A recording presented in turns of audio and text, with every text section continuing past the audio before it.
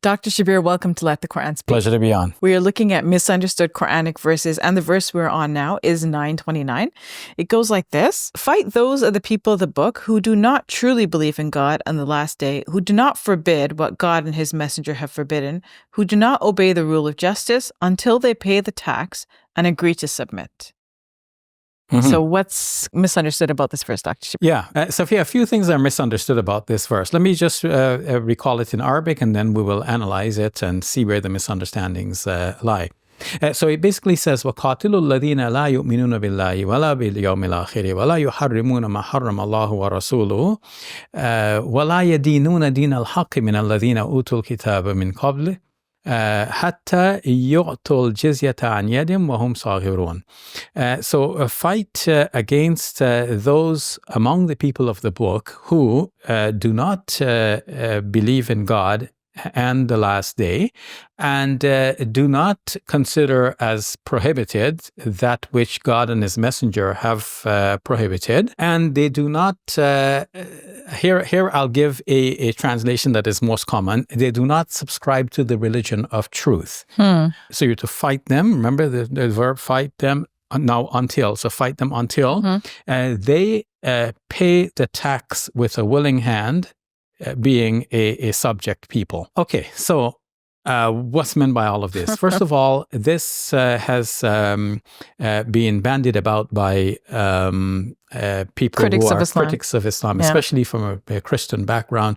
They want to say, look, Islam is violent towards us and they're going to subjugate us and make us dhimmis, which is a term in Islamic law for a protected people, from dhimma, which means you have a kind of an agreement or protection, and ahlud dhimma, it means a protected people. In classical Islamic law, it was widely understood that Jews and Christians can live as minorities in a Muslim polity. They would pay a special tax, which is referred to as jizya, as using a classical Islamic term. And whereas, on the other hand, Muslims would be paying the zakat, which is a religious, it's a tax with religious connotations.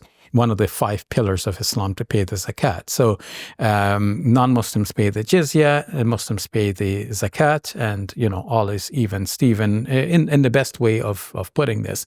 But the critics are saying, it looks like we're going to be made subject to the Muslims, and Muslims are here to dominate and conquer us and make us subject people. What they're missing here, Safia, the misunderstanding is that they're not seeing that this had a certain context. The context was a war situation in which the Muslims were a small and beleaguered group. They were fighting against all others who were allied forces against them, and they were now giving a special privilege to the Jews and Christians in particular, but others who can be termed people of the book, people who are following a scripture from God.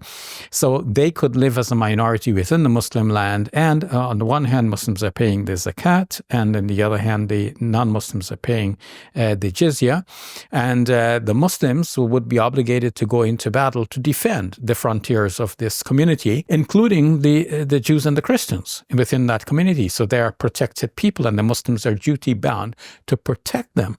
Whereas the Jews and Christians could not be drafted into the war. They have a free pass by just simply paying the jizya. So this was, from a Muslim point of view, a fair way of dealing with this minority. But, it was not always done in the most honorable way. Muslims are people like everybody else. We have good ones, we have bad ones. We have good times, we have bad times. But this would be the ideal. So my message to those who might be misunderstanding the verse from that direction is that you don't have any grounds for misunderstanding the verse. Moreover, in one of my debates with a person of that ilk, I pointed out that if you want to take the verse literally, which is what he wanted to do, the verse literally actually excludes Christian believers, because what it says is that those of the people of the book who do not believe in God, so right there and then, they can say we believe in God, so it doesn't really apply to us. This is why many of the translations you will find, Sophia, they put the word truly in brackets to make it those who do not truly believe in God. So now the Muslims who want to put the word here truly in, they want to argue that this verse applies to the Jews and Christians, and it applies because they do not truly believe in God. How do they not truly believe in God? Because in the case of Christians, they might believe that Jesus is the Son of God, which from a Muslim point of view compromises monotheism. And if we're looking at our Jewish friends, though they are by proclamation strict monotheists, and nonetheless one might find, some fault with the way in which they believe in God. Let me start with the idea that they do not consider as prohibited that which God and His Prophet have prohibited. Now, God and His Prophet prohibit pork, but does it mean that unless Christians consider pork to be prohibited, we're supposed to fight against them?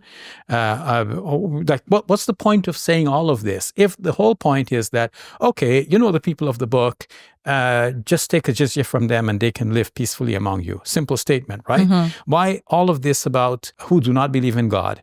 Nor the last day, nor do they consider as forbidden that which God and His Prophet have declared to be forbidden. And then we'll come to the other one about la yadinuna din al-haq. So in short, what I would say is that this verse is talking about major issues, like major issues of law dealing with peace and conflict. If they're not going to consider human life sacred, if they're going to come after Muslims to fight against Muslims, then they too have to be subdued in battle, and then the result is that they're going to pay a jizya. But if they're peaceful people, they don't have to be subdued. Now, what is this point about yadinuna din al-haq? So yadinuna din al-haq here, following from a previous discussion as we talked about verse number 12 in the same surah, this should mean that they do not subscribe to the system of justice or the law of justice that is being implemented. So if they're violating or undermining that law, as we already saw some people were doing in verse number 12, then this is when they have to be fought against and subdued. And yes, the result is that they're going to pay a jizya and they're allowed to live peacefully among Muslims thereafter. So it's not that they have to convert to the religion. Otherwise, there would be no need to say that they're people of the book. The people of the book fight with them until they convert to the religion. Otherwise, they pay a jizya. This again brings back the whole discussion about compulsion in religion. And we know from the Quran there is no compulsion in religion. So we can't fight against people to compel them to become Muslim. But we can compel them to abide by the system of law, which is fair and square for the protection of all people. All right. Thank you for that, Dr. Shabir. You're welcome. Assalamu alaikum. Welcome to Muslim Media Hub, the new home of Let the Quran Speak. Here we spread positivity and good. We help people experience the beauty of Islam and help them appreciate and understand Muslims. This beautiful building we purchased at cost $2.3 million. Yeah, we've already raised a third of that money, and with your help, inshallah, we can pay off the rest. So we're looking for people who can give $1,000 each. If you can be part of the select group, that's amazing. Otherwise, just please give whatever you can. Every dollar counts. It's our collective responsibility to share the message of Islam with our fellow human beings. Please help us continue this good work. It's a sadaqah jariyah, something that will continue to be a benefit to the Muslim community long after Safiya and I are gone. Please support our work at muslimmediahub.com. Your support is zakat eligible and tax deductible. May Allah bless you and your loved ones today and always. Assalamu alaikum. Assalamu alaikum.